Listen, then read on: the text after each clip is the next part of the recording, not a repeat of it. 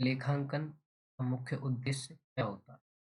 तो लेखांकन का मतलब होता है अकाउंटिंग करना, किसी चीज़ की तरीके से लिखना किसी चीज़ को, है ना? तो जब हम किसी चीज़ को लेखांकन में लिखते हैं तो सबसे पहली बात तो मॉनेटरी टर्म में होना चाहिए। मतलब कि वो मनी में मेज़र किया जा सके, पैसे में हम तोल सकें।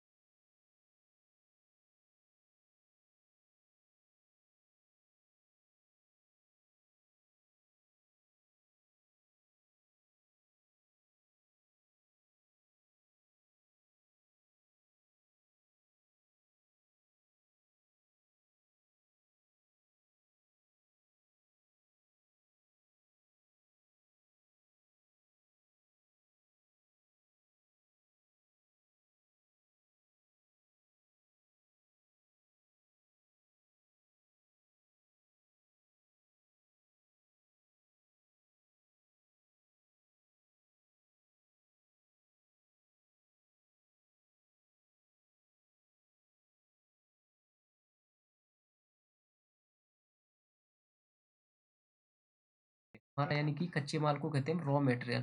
जैसे कि कंप्लीट प्रोडक्ट हमें कभी बनाना है मान लीजिए, है ना? कंप्लीट प्रोडक्ट हमें कोई बना के तैयार करना है तो उसके लिए जो हमें ईंट, बजरी जो भी सारी चीज़ें हमारे कील-काँटे लेके आते हैं वो सब हमारा कच्चा माल कहलाता है। कच्चे माल हम किस एसेट्स के अंतर्गत डालते हैं, ठीक है?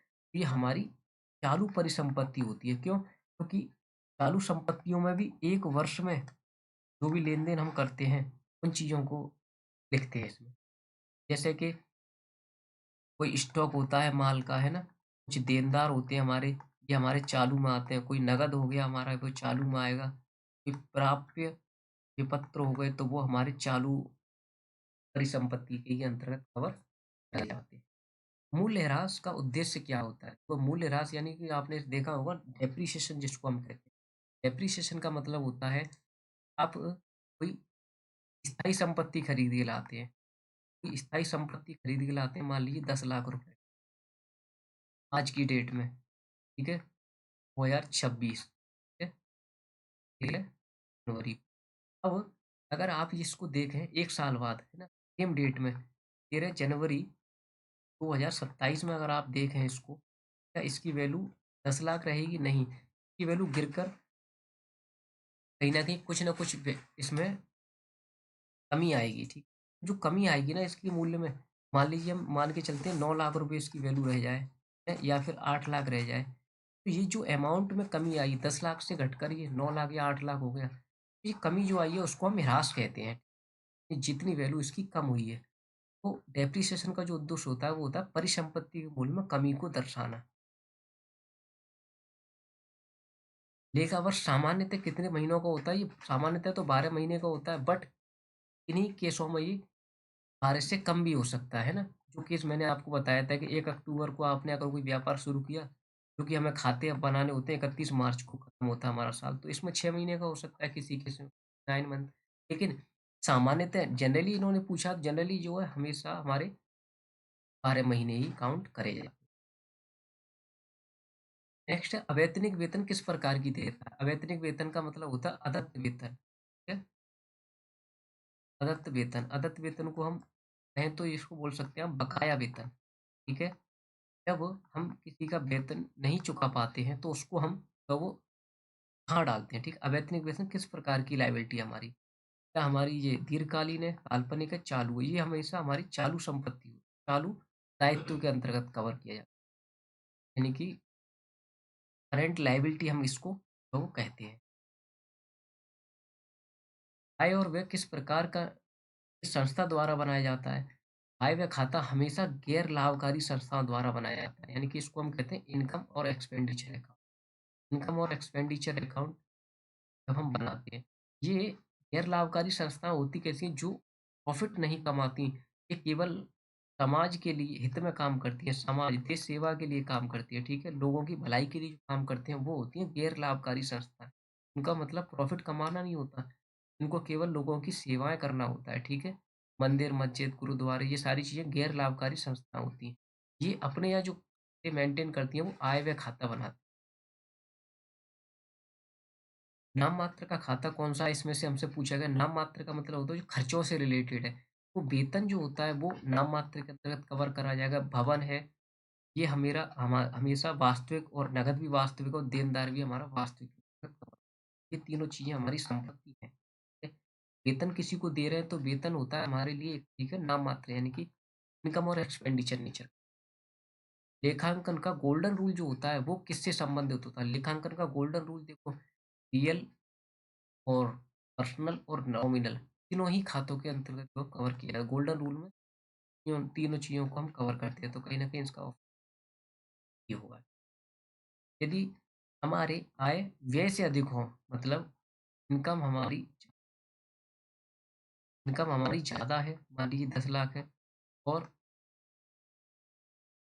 इससे आय व्यय से अधिक हो खर्चे यानी कि एक्सपेंसेस हम मान सकते हैं। एक्सपेंसेस मान लीजिए 5 लाख है, क्या कहेंगे? भई इनकम हमने 10 लाख अर्न की है, खर्चे हमने 5 लाख किए हैं, तो ये 5 लाख हमारे पास बचा तो कहीं न कहीं ये क्या होगा हमारे लिए? ये हमारे लिए लाभ होगा, ठीक है? एडवांस में जो पैसा हम जो इनकम हम अर्न कर लेते हैं उसको क्या कहते हैं? उसको हम जो है वो परिसंपत्ति कहेंगे, ठीक है? एडवांस में जो हम इनकम अर्न कर लेते हैं वो हमेशा बैलेंस शीट एसेट साइड में वो डाला जाता है। आज के यही थे 20